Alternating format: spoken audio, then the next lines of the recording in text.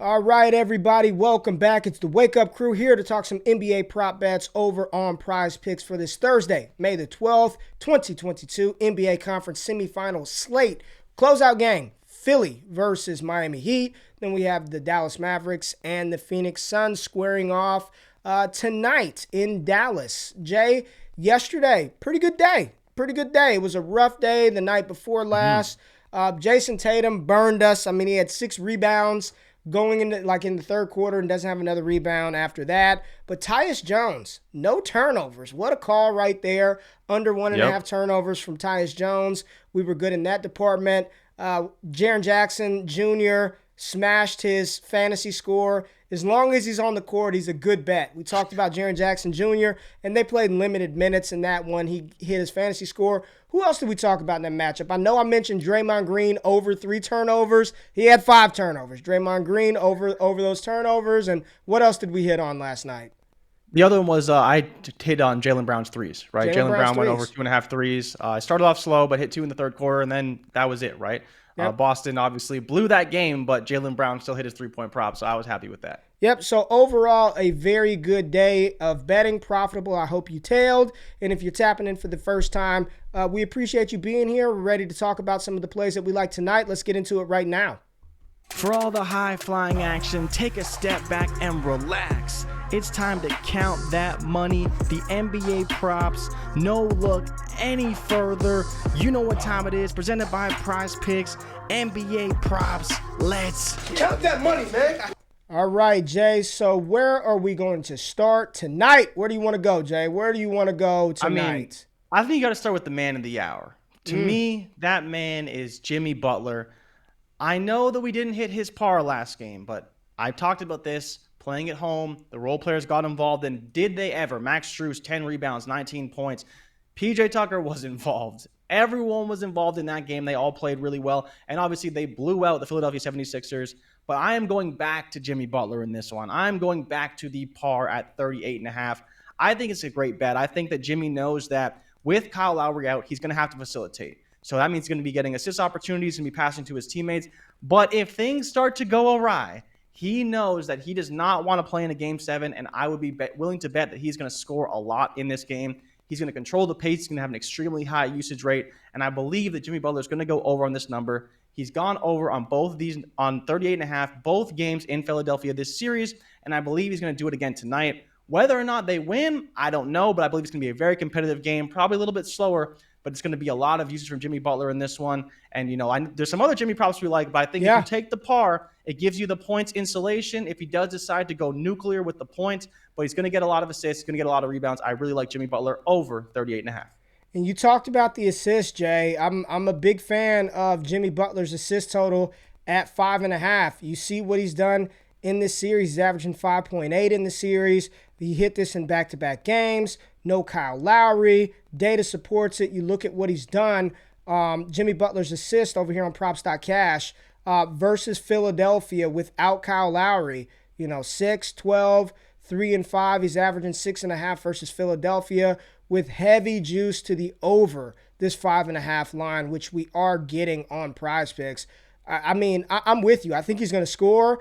We kind of like his rebound total. I really like this assist without Kyle Lowry at 5.5. And this is a number, Jay, by the time we put this video out, I wouldn't be shocked if by tip-off this is 6.5 for Jimmy Butler. Yeah, 100%. It's one that if it's at 6, it's probably closer to a push probability than it is an over. Because like you said, he's been getting 6 a lot. And like I mentioned, I think there's more of a scoring load he may need to take on in this game.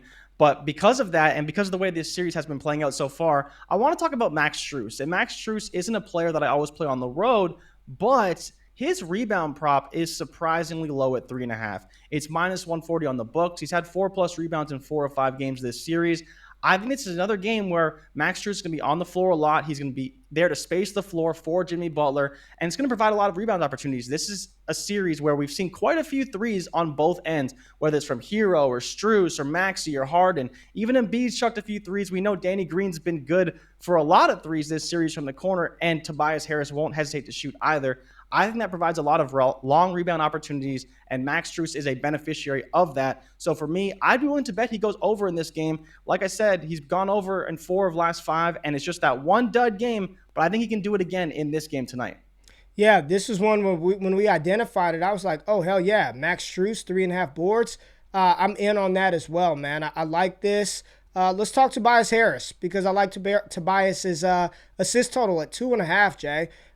Look, he didn't hit it last game, but he's hit this in 3 of his last 5 games versus Miami. You look at the juice right now is to the over, -142 on the books. You look at just what he's done assist-wise versus Miami throughout the entire season, 67% hit rate. His hit in 6 of 9. He's hit this 3 times this series. He's averaging 3.6 versus the Heat. At home, closeout game.